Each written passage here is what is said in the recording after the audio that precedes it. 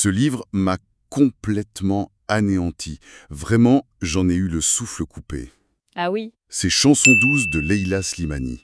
Et aujourd'hui, on va plonger dans la psychologie de cette relation si intime et en même temps si dangereuse.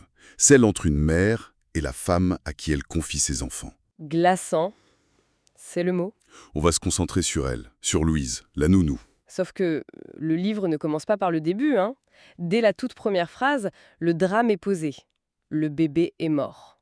On sait déjà que le pire est arrivé. Et ça pose une question, mais insoutenable. Comment la nounou parfaite, cette espèce de fée, comment a-t-elle pu devenir un monstre? C'est une question qui vrille l'estomac pendant toute la lecture, pas vrai? Absolument. Et ça nous force, du coup, à nous demander ce qui se cache vraiment derrière les portes closes des familles, qui ont l'air si parfaites. Tout à fait. Pour comprendre comment on en arrive là, à l'impensable, il faut regarder le terrain. Et ce terrain, c'est l'angoisse de Myriam. Oui, C'est une jeune avocate, elle est hyper brillante, mais elle a mis sa carrière entre parenthèses pour ses enfants. Et là, elle n'en peut plus. Elle étouffe. c'est ça.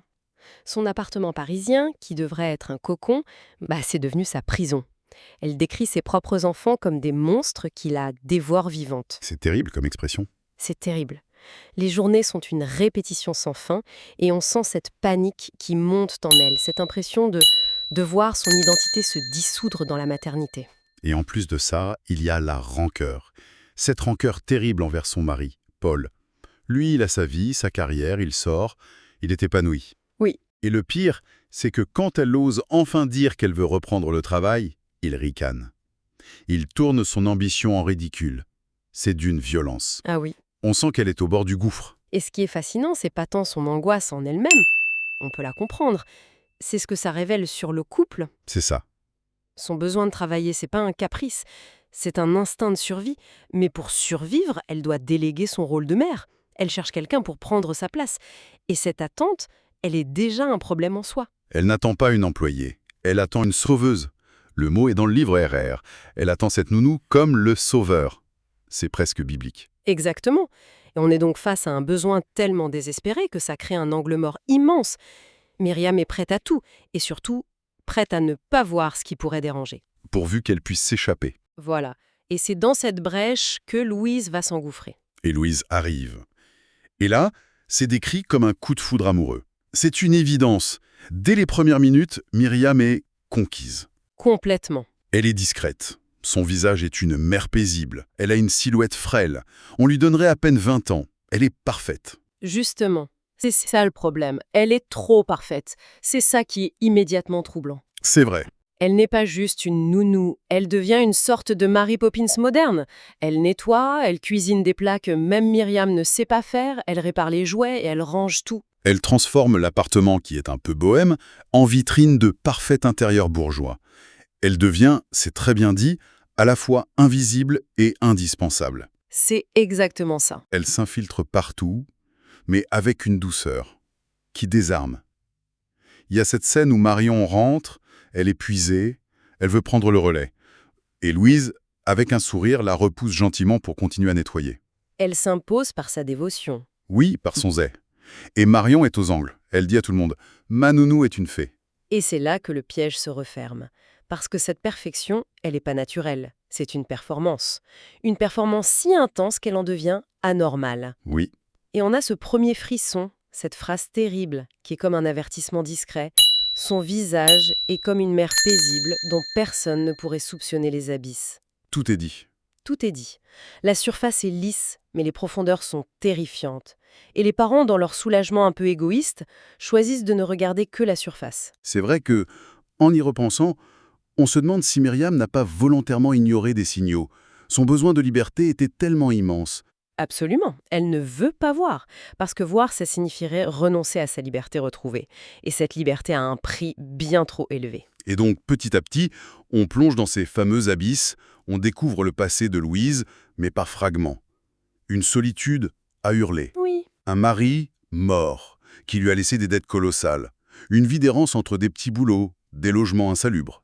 Et une fille qu'elle a eue très jeune, avec qui la relation est un désastre complet. Le contraste est saisissant. D'un côté, l'appartement des Massé, lumineux, chaleureux, plein de vie, et de l'autre, la chambre de bonne de Louise. Un taudis. Un taudis froid, humide, où elle se sent égarée, hagarde. C'est un fantôme dans sa propre vie. Il y a cette citation de Dostoïevski au tout début du livre, qui est la clé de tout.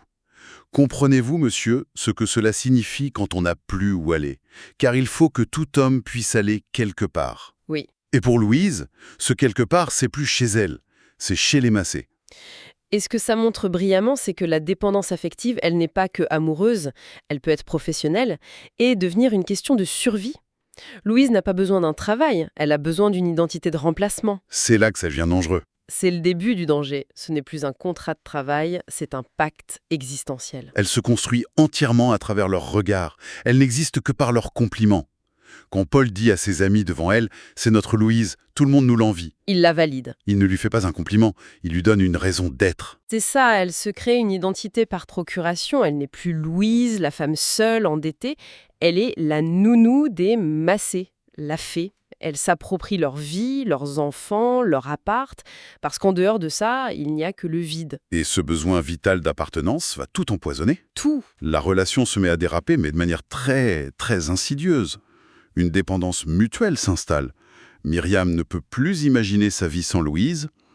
Et Louise, elle, efface toutes les frontières. C'est là que les fissures apparaissent. Ce sont des petits incidents, des détails qui, si on les prend seuls, pourraient passer pour de l'étrangeté. Ah oui. Mais mis bout à bout, il dessine un portrait psychologique terrifiant. Le plus glaçant, pour moi, c'est l'histoire de la carcasse de Pouet. Louise la trouve dans la poubelle, la nettoie et la resserre aux enfants. C'est un geste d'une folie silencieuse. C'est ça. C'est à la fois une économie absurde et une prise de pouvoir totale. Myriam est horrifiée, mais elle dit rien. Elle est paralysée. Et ça, qu'est-ce que ça nous dit?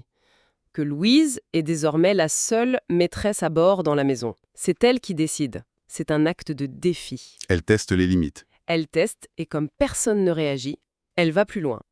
Il y a aussi ces moments où son regard noir est traversé par un orage, ou cette scène terrible où elle croise une ancienne patronne. Oui, qui lui doit de l'argent. Exactement. Et face au refus, Louise lui broie le poignet. La violence est là, juste sous la peau, prête à éclater. Et tout ça se joue sur un fond de malaise social. Cette relation est une hypocrisie totale. Myriam et Paul se persuadent qu'elle fait partie de la famille. Bah oui, mais c'est un mensonge confortable. Surtout pour eux. C'est ça. C'est d'une cruauté. Myriam qui cache ses sacs de shopping de luxe pour ne pas blesser Louise. Mais en faisant ça, elle ne fait que souligner le fossé immense qui les sépare. Elle la traite comme une enfant fragile, pas comme une égale. Exactement. Ce paternalisme constant. Il la désigne comme notre nounou, comme on dirait les enfants. Elle est dépossédée de son statut d'adulte, essentielle à leur bonheur et en même temps totalement extérieure à leur monde. Ce paradoxe est intenable, et il va finir par exploser. Et le détonateur, le point de non-retour, il est d'une banalité terrifiante. C'est juste la vie qui continue. Oui. Les enfants grandissent. Mila va bientôt entrer à l'école. La mission de Louise touche à sa fin. Et pour Paul et Myriam, c'est une étape normale, logique. Ils sont même un peu soulagés de retrouver leur intimité. Mais pour Louise, ce n'est pas une fin de contrat. C'est une condamnation. C'est ça? C'est la fin de son monde. On s'apprête à lui retirer son seul et unique quelque part où elle est. L'angoisse de la perte la submerge. L'idée de retourner à sa chambre de bonne, à la solitude, au vide, c'est insupportable. Et sa vision des enfants change radicalement. Sa métamorphose est glaçante, vraiment. La joie qu'elle trouvait avec eux se transforme en irritation. C'est écrit noir sur blanc. Les cris des petits l'irritent. Elle en hurlerait elle aussi. Le refuge est devenu une nouvelle prison. Elle n'est plus la fée protectrice. Elle devient menaçante.